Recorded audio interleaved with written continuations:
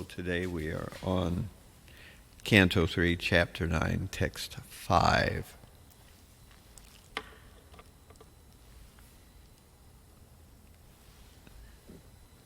Ye tu tvadiya charanam bhujakosha gandham.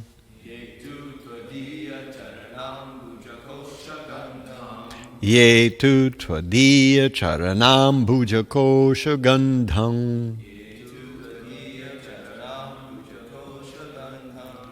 Jigranti karna vivarai shutavata nitam. Jigranti karna vivarai shutivata nitam. Bhaktya grihita charana paraya Bhaktya grihita charana paraya chatesham. Bhaktya grihita charana paraya chatesham. Napaishinata hridayam buruhat swapumsam.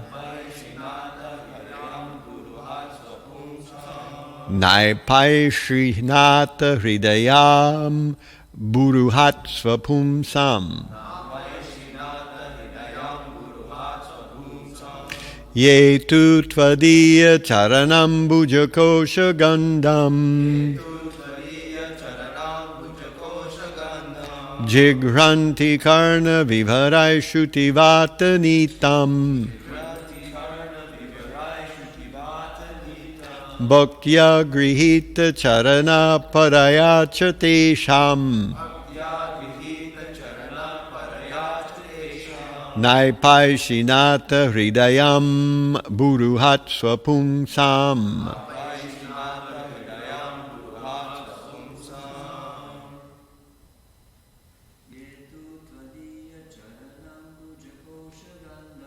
Ye tu tvadiya charanam bhujakosha gandham. Jigranti karna vivarai shutivata nitam.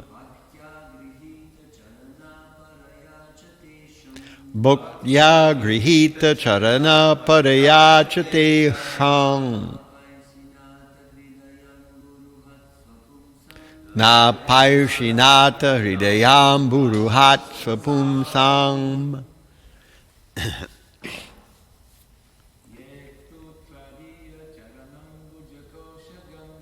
Ye tu tvadiya charanam bhujakosha gandham.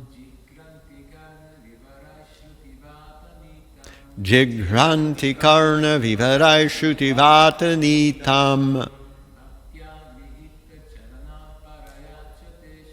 Bhaktya grihita charana parayachate sham. Napaishinata hridayam buruhat swapumsam. Ye tu tvadiya charanam bhujakosha gandham. Jigranti karna vivarai shuti gata nitam. Bhaktya grihita charana parayachate sham. Napaishinata hridaya buruhat swapumsam. Ye tu tvadiya charanam bhujakosha gandham. Jigranti karna vivarai shutivata nitam. Bhaktya grihita charana parayachate shang. Napaishinata hridayam buruhat swapumsam. So we're going to stop there and we'll read the translation and the purport. The translation reads, O my Lord, Persons who smell the aroma of your lotus feet carried by the air of Vedic sound through the holes of the ears accept your devotional service. For them, you are never separated from the lotus of their hearts. So I say, and you all please repeat, O my Lord, persons who smell the aroma of your lotus feet, carried by the air of Vedic sound, through the holes of the ears, accept your devotional service. For them, you are never separated from the lotus of their hearts. Okay, so here is Prabhupada's purport here. For the pure devotee of the Lord, there is nothing beyond the lotus feet of the Lord. And the Lord knows that such devotees do not wish anything more than that. The word tu specifically establishes this fact. The Lord also does not wish to be separated from the lotus hearts of those pure devotees. That is a transcendental relationship between the pure devotees and the personality of Godhead. Because the Lord does not wish to separate himself from the hearts of such pure devotees, it is understood that they are specifically dearer than the impersonalists. The relationship of the pure devotees with the Lord develops because of devotional service to the Lord on the authentic basis of Vedic authority. Such pure devotees are not mundane sentimentalists, but are factually realists because their activities are supported by Vedic authorities who have given oral reception to the facts mentioned in Vedic literatures. The word paraya is very significant. Para bhakti, or spontaneous love of God, is the basis of an intimate relationship with the Lord. This highest stage of relationship with the Lord can be attained simply by hearing about him, his name, form, qualities, etc., from authentic sources like Bhagavad Gita and Srimad Bhagavatam, recited by pure, unalloyed devotees of the Lord. Ye tu tvadiya charanambuja kosha gandhang jigranti karna vivarai shuti vatanitam bhaktya grihita charana padaya chate sham na paishinata hridayang buruhat sapumsam. O my Lord, persons who smell the aroma of your lotus feet carried by the air of Vedic sound through the holes of the ears, accept your devotional service. For them, you are never separated from the lotus of their hearts. So, this verse is a metaphor, describes the lotus feet of the Supreme Lord. So, as someone was saying, maybe it was our devotee yesterday, Hari Vilas, yes, somehow I couldn't get the name out, Hari Vilas, that everything about the Lord is lotus, his lotus feet, lotus eyes, lotus hands. So the Supreme Lord is very attractive. And the majority of people are completely unaware of the Lord. Maybe they have some vague concept of God, but that's vague. So they have no idea of the lotus. They have no idea of how special the Lord is. They have no idea of his lotus feet, especially the impersonalists, who are sometimes considered the most condemned, because although impersonalists may have some impersonal understanding of God, because of their impersonal thinking, they want to merge with the Brahman, which they see as the supreme, and become God. So this does not at all lend itself to service, and as a result, such people are barred from any actual real connection with the Lord. Of course, in our progress in devotional service, we gradually come to where we trust the Lord more and more, and we also have a sense of connecting with the Supreme Lord. We hear about the four Kumaras who were turned from being impersonalists simply by smelling the tulsi that's offered to the lotus feet of the Lord. And as I mentioned earlier, the Caitanya Mangala is a whole story about how the Supreme Lord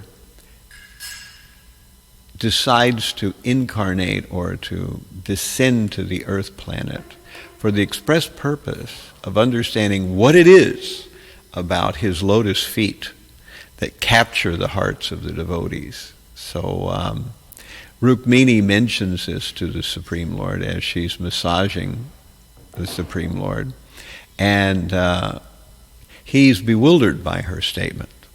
And so this is interesting that someone who's not the Supreme Lord says something to the Supreme Lord that bewilders the Supreme Lord. And so he makes a commitment then to descend to the earth plane to see what it is about his lotus feet that's so attractive. So we won't talk about that today. Instead, we'll talk a little bit about Jagannatha Dasa Babaji. But that's a very interesting story. If you read the Chaitanya Bhagavatam, it has about 9 different phases where Narada Muni starts off by wanting to understand how to deliver all the fallen souls in Kali Yuga, and he goes first to see Krishna and Rukmini in Dwaraka, and then it expands on out from that. He goes and visits very many other realms. It's a little like the Brihad Bhagavatamrita. He visits all these different places. He sees Lord Chaitanya, he sees Shiva and Parvati, he sees Lord Balaram, he sees finally Lord Chaitanya, all in different places, and he meets Lord Jagannath. So he goes to all these places, and we learn about the special mercy that is going to come in Kali Yuga in the form of Lord Chaitanya's movement and Lord Chaitanya himself. And the purpose of Lord Chaitanya, we hear that his external purpose is to deliver the fallen conditioned souls, and his internal purpose is to experience or understand the love that the devotees have for him. So,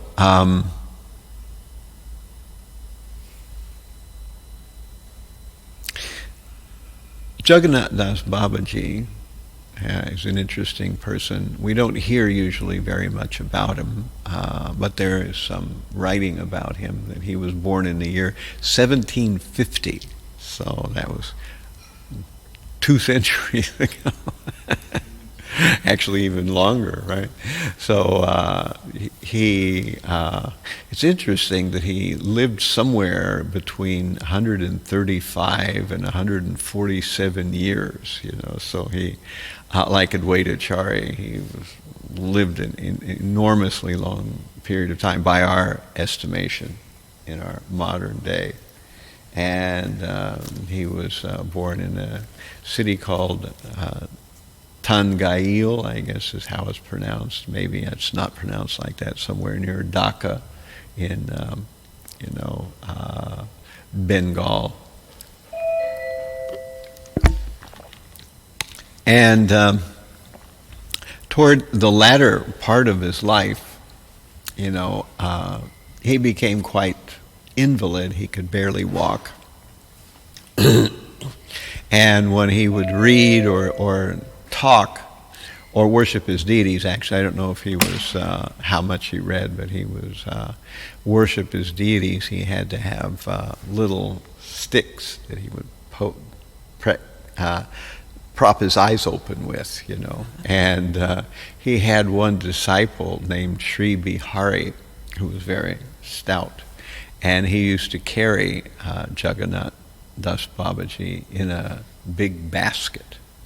And so sometimes when Jagannatha Dasa Babaji would hear kirtan, even though he could barely walk, he would jump out of the basket, and exhibit his ecstasies. He was really amazing in that way, He was originally initiated by someone named Jagannatha Babaji of, what is it? I can't remember. And I can't read it either here. So, at any rate, this was back in the time before we had the sannyas order of life in the Vaishnava movement that we currently see and people adopt. This was before Bhaktisiddhanta made a point of that, when essentially, as devotees became more and more purified and they went further in their devotional service, instead of taking sannyas, they would become Babaji, which is actually a departure, a complete departure from the Varnashram system. That's what a Babaji is, He's not a Vaishya, he's not a Sudra, he's not a Brahmana, he's not a Brahmachari, he's not a Grihastha, he's none of those, So that's what a Babaji is. And generally the Babajis would sequester themselves somewhere, and then they would perform their bhajan. They would chant enormous amounts of rounds of repetitions of the holy name, and in this way they would kind of remove themselves from society. Of course, this is exactly the reason why Bhaktisiddhanta Saraswati decided to change the process to adopt this sannyas, where a sannyas, instead of taking Babaji, he remains within the Varnashram system as a sannyasi, and he preaches. Because in that way, those who are elevated in devotional life, instead of disappearing from society, become those who evangelize society towards devotional service. So why should people disappear when they become actually qualified? Instead, they should be, very, very strong in pushing on Krishna consciousness. So this is kind of why the change took place. And I believe he took Babaji from Uddhava Das Babaji. And so Jagannatha Das Babaji had a lot of interesting and sort of unusual pastimes. One time, a man donated 1 rupee to him. Of course, now a rupee is practically meaningless amount of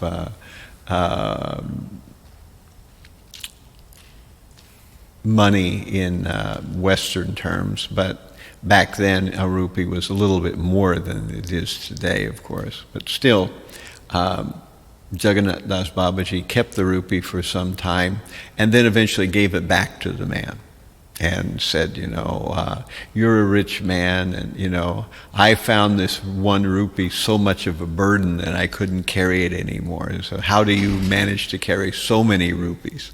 He was trying to explain to the man, or give him a parable that, if you have money and you don't use it for the right purposes, then you are carrying a great burden. So he gave the single rupee back to the man. And he would spend sometimes 6 months in Vrindavan, and then he would spend 6 months in Navadvip. He would go back and forth. There was a time, I think, before he started going back and forth.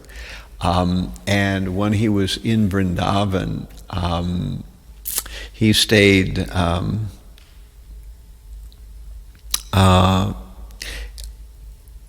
in an area of Vrindavan where Surya Kund, that's the place where he stayed. And at Surya Kund, some devotees, they raised some funds to make a temple there at Surya Kund. And so then Jagannatha Dasa Babaji felt, well, some deities should come to this temple. So he arranged for some deities. They were, like most deities are, there was some measure of gold in the deity form. They were metal deities. But some dacoits came to feel that these deities were actually pure gold, and they wanted to steal the deities, so they made an attempt to steal the deities, but the attempt failed. And Jagannatha Dasa Babaji felt a little concerned about that, so he sent them away from Surya Kund to Vrindavan, where he felt that they were safer. But after some short time, he began to tell his associate and disciple, Sri Bihari, that he couldn't live without deities, and he needed another set of deities. So they got a different set of deities, and these were worshipped, and he worshipped these for quite some time. And then again he decided that he wanted to visit Caitanya Mahaprabhu's birthplace. So we find that it mentions about Jagannatha Dasa Babaji that one of the principles that he taught was that Krishna is the avatar for Dwapara Yuga, and Lord Chaitanya is the avatar for Kali Yuga. So Lord Chaitanya is more important, and he mentioned that actually for Krishna, his main theme was justice, and for Lord Chaitanya, his main theme was mercy instead. So in this way, Lord Chaitanya is more important for us than Lord Krishna in that sense, that of course we worship both, and we talk about both. We don't discriminate, but still he's making this point. So he wanted to journey, and it took some time, to go. And, when he went there, he came across a Bhagavan Das Babaji as he was traveling from Vrindavan to Navadvip. And when he met Bhagavan Das Babaji, they both looked at each other and they embraced, and they went into ecstasy for 13 hours. They just kind of embraced, and neither of them moved for that entire length of time. And people began to be concerned, what had happened. So Sri Bihari knew what to do, his disciple. So he massaged Jagannatha Dasa Babaji and chanted Hare Krishna, and eventually Jagannatha Dasa Babaji came out of the ecstasy, and things went on again normally. And then some people, especially Bhagavan Das Babaji, he donated a number of rupees to the trip, so that Jagannatha Das Babaji and Sri Bihari could support themselves when they reached Navadvip. One rupee is worth approximately $80 back then, based on what I just... Oh, really? A modern, wow, that's more than I thought. Yeah. Oh, that's interesting. And now rupee is worth, what, about 10 cents or something? Now 80 rupees is worth $1, right? Something like that.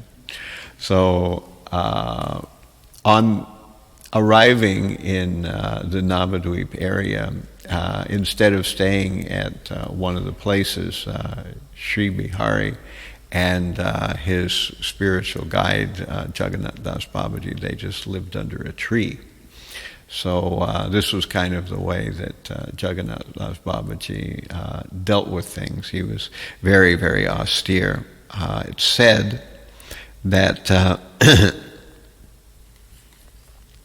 he used to, when he was worshiping his deity, he would offer dandavats to it 1,108 times. And I don't know how much he chanted, but he did that as well too.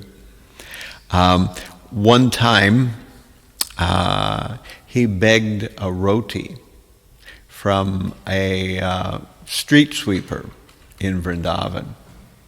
And the pundits and the, upper brahmanas of Vrindavan were shocked that he would accept a roti from a street sweeper. And when asked about it, he said, well, who knows more about the dust of Vrindavan than the street sweeper? That was his comeback to that particular charge that he was, degrading himself by associating with a street sweeper. One time, the Rais, Srinath and I forget what the name of the other Roy were, they came to try to see they'd heard that there was a Siddha Baba in Vrindavan, which was obviously Jagannatha Dasa Babaji. But since Srinath Roy was a stranger to Vrindavan when he came, he asked someone where this Siddha Baba was so he could meet them. But unfortunately, he asked Jagannatha Dasa Babaji, and Jagannatha Babaji said, I don't know, I've never heard of any Siddha Baba.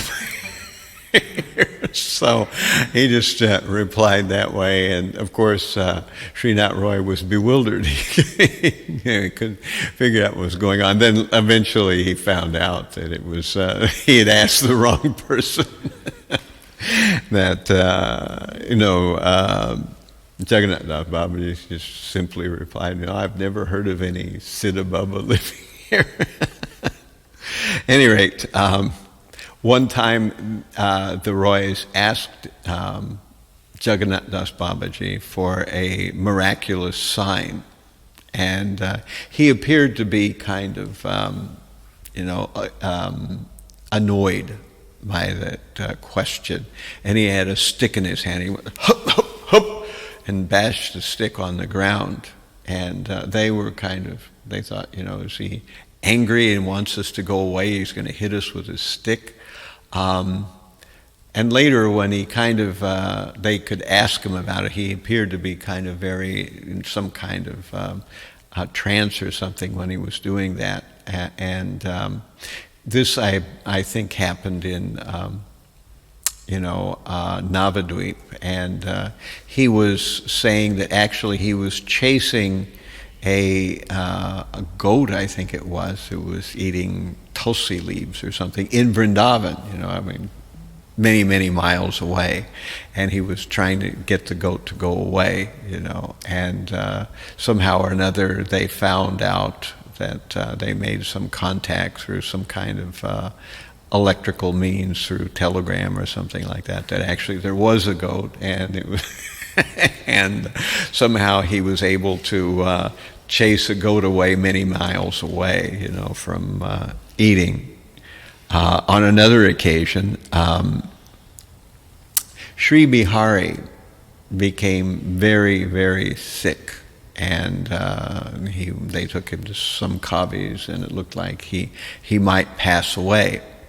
So no one knew what to do, but Jagannatha Dasa Babaji just told him to take some tulsi leaves, and so he ate some tulsi leaves, and he became cured from his sickness, and he didn't pass away. On another occasion, wherever Jagannatha Dasa Babaji was staying, oftentimes people would collect around him. And sometimes they would raise money, on one occasion they made some hut around him, and they raised some money for some property so that he would be able to undisturbedly, stay there and occasionally give darshan to people and perform his worship of his deity, etc., etc. And in one instance, there was a dog that gave birth to a whole litter of puppies nearby. And the devotees were chasing them away. But Jagannatha Dasa Babaji said, "No, don't chase them. These are the dogs of the Dham." That's what he said. And we need to feed them. So he raised some money and he got some food for the dogs, and he fed the dogs. He said, if the dogs of the Dham don't eat, then I won't eat. So this was kind of the prelude, and of course eventually he would come in contact with Bhaktivinoda Thakur. We know that Bhaktivinoda Thakur was very impressed with Jagannatha Dasa Babaji. And eventually, Bhaktivinoda Thakur would ask Jagannatha Dasa Babaji about confirming the location of Lord Chaitanya's birthplace. Because at the time when Bhaktivinoda Thakur came to Navadvip, there were certain unscrupulous people who had made a whole business out of Lord Chaitanya's birth site, and they were, charging admission, and it was good for their business, but it wasn't the right place. And Bhaktivinoda Thakur had done some, surveying and looking at old maps and talking to people in Navadvip who had been there for many, many years, and he came to feel that it was a different location than what was being promoted as Lord Chaitanya's birthplace. Of course, this was a big controversy. Naturally, you would imagine that those who were, and of course, those people are still there today. There's still this other idea of where Lord Chaitanya took birth. But Bhaktivinoda Thakur understood it to be where we now think of as Mayapur, so it was on the other side of the river. And when he came to that conclusion, he wanted to verify it. So he had Bihari bring Jagannatha Dasa Babaji in this basket that he was being moved around in, and when they arrived at the location, then Jagannatha Dasa Babaji jumped out of the basket, and he was in total ecstasy. So this confirmed to Bhaktivinoda Thakur that this was indeed the correct location of Lord Chaitanya's actual birth, and not the place that was being thought of at that time by the people who were making money from being there. So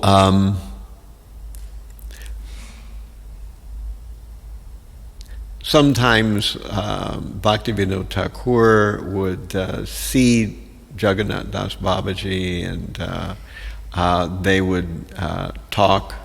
And of course, on one occasion, one of the Thakur's sons became very ill with some kind of really horrible skin disease. And Jagannatha Dasa Babaji just simply said that he should roll in the dust of the Dham, and if he did that, his skin disease would be cured. And that worked. So his skin was cured by Jagannatha Dasa Babaji's particular way of doing it. So he was a very interesting personality, Jagannatha Dasa Babaji. And of course, we sometimes see him on the altar, although not on all altars, because he's before Bhaktivinoda Thakur. And yeah, we have him over there. So he is a very special, dear devotee of the Supreme Lord. So maybe we can take a few questions here at this point, and we'll see if we can expand it, or maybe Kavi Chandra has something more he can add about Jagannatha Dasa Babaji. Just wanted to ask.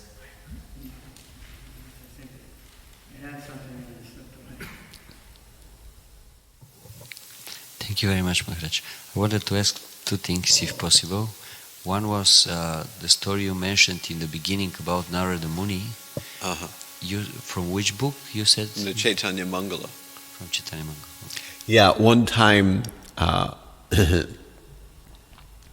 the Caitanya Bhagavat, what we now know as the Caitanya Bhagavat, if I'm getting my facts straight here, was called the Caitanya Mangala when it was first written. But later, another devotee, Lochan Das Thakur, wrote the Caitanya Mangala also, and you had two books by the same name.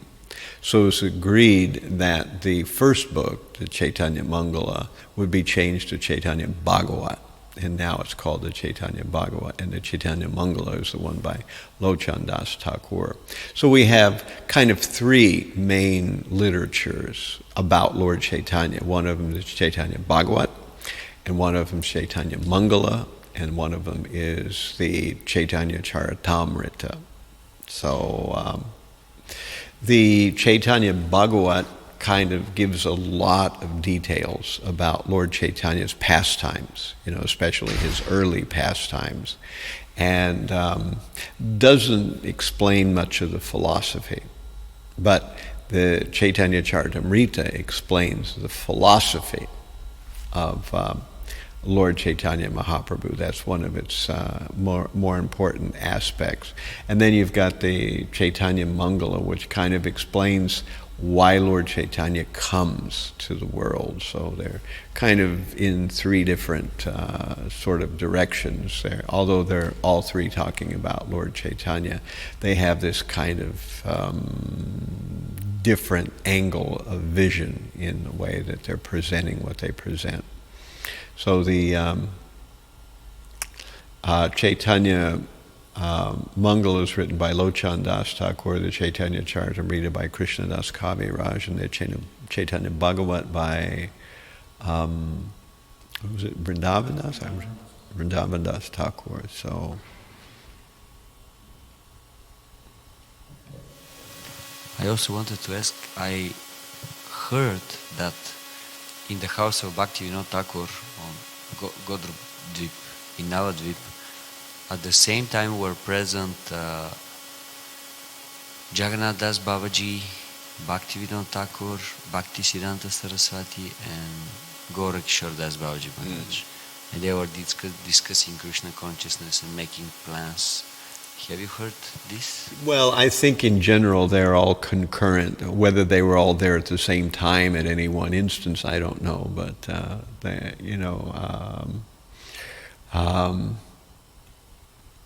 I know at least that Jagannatha Dasa Babaji and Gaura Kishore were around the same time there. I don't know if that was, eventually, of course, Bhakti Siddhanta would take initiation from Gaura Kishore Das Babaji. And since Jagannatha Das Babaji had this long life,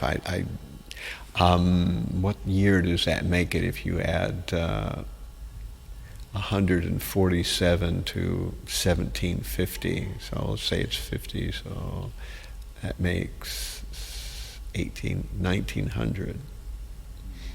Or some thereabouts, or just shy of 1900, if my math is right.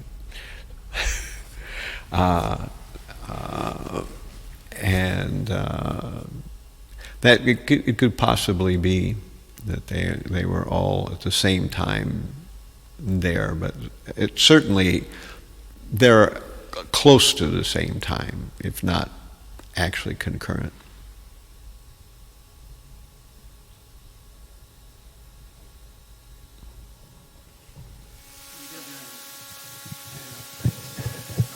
I never heard of them all being in one place at the same time, together, but they were all In the same area.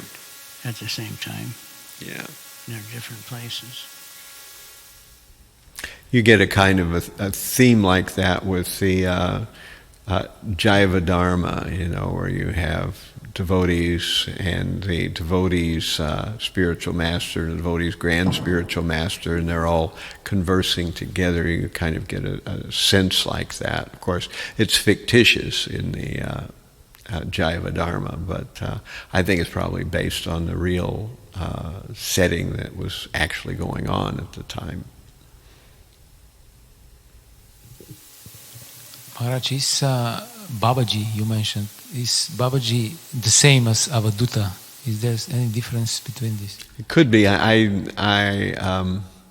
had to work from my notes. I took notes when I read a book about, a small, sort of book about Jagannatha Dasa Babaji's life, but I couldn't refer to the actual book. I could only refer to my notes. And my notes were, as I do them, they're kind of sketchy because, you don't want to rewrite the book. So you do that. But I think the book is down here in the Balaram Hall. I'll have to go pluck it out of my things there and give it a further scrutiny, But the story about, Narada Muni is a very interesting story, maybe I'll just give a brief thumbnail of it, that Narada Muni is disturbed that their age of Kali Yuga is coming on and people are very sinful. Since Krishna left, of course, everything's gotten very dark. And so he's thinking, well, how can this possibly be turned around, So when he's visiting Earth, he feels very despondent. And he decides that he's going to Dwarka to, find out what the Supreme Lord has, or to beg him to do something. First, of course, Narada Muni says, if I'm really Krishna's devotee, I should be able to deliver these people. So he makes a valiant attempt, and it fails. So then he decides to go visit the Lord in Dwarka. And at that time in Dwarka, Rukmini is entertaining Krishna. He's just come from Satyabhama's palace, and he's visiting Rukmini, and Rukmini is massaging his feet, and tears are coming to her eyes, and Nagnajiti and Mitravinda are there, and the Supreme Lord is kind of mystified of why she's crying, and he's thinking, have I offended you in some way or said something? Or maybe you're still angry of that time that I told you to select another husband. And of course, that wasn't at all what was going on with Rukmini, and so she was kind of annoyed by that, that she remembered that time, and she really wasn't happy about remembering that time. So she said, as it puts it, with tears mixed with anger, that, you have no idea of what your lotus feet mean to the devotees. That's how it ties in with today's verse. You have no idea what your lotus feet mean to your devotees. You couldn't have any idea. And Krishna says, say that again? I've never had anybody tell me I didn't know something before. And you could see, she said, well, you're the Supreme Lord. You don't know what the sweetness of your lotus feet is like for the devotees. And, at that point, Krishna says, I have to find out. So I'm going to come in another form as Lord Chaitanya. And just at that time, Narada Muni comes, and both Krishna and Rukmini see that Narada Muni is disturbed. So because he's disturbed, they want to find out what's wrong. And he's saying, well, I just came from Kali Yuga. After you've left the material world, things have gotten really bad, so how do you deliver these people? And Krishna says, well, as I'm telling my wife here, Rukmini, that I plan to come in Kali Yuga in a special form as Lord Chaitanya, and he reveals the Chaitanya incarnation to Narada Muni and to, Rukmini and the others that are there. And he's dazzled by the form of Lord Chaitanya. So this sets things in motion. And then Krishna tells Narada Muni, you please go tell everyone else, all the demigods and my other incarnations, that I'm coming as Lord Chaitanya. So of course the whole rest of the story is how he goes and he meets Lord Shiva and Parvati, and then he meets Uddhava, and he meets Jagannath, and he meets Balaram, and he meets Lord Chaitanya himself. And so that's how the Caitanya Mangala plays out. You find out about the special mercy that is invoked by Parvati, the wife of Shiva. So since we're at time now, I'll just ask if anybody has any final questions. If so, then I'll try to answer. If not, then we'll conclude today.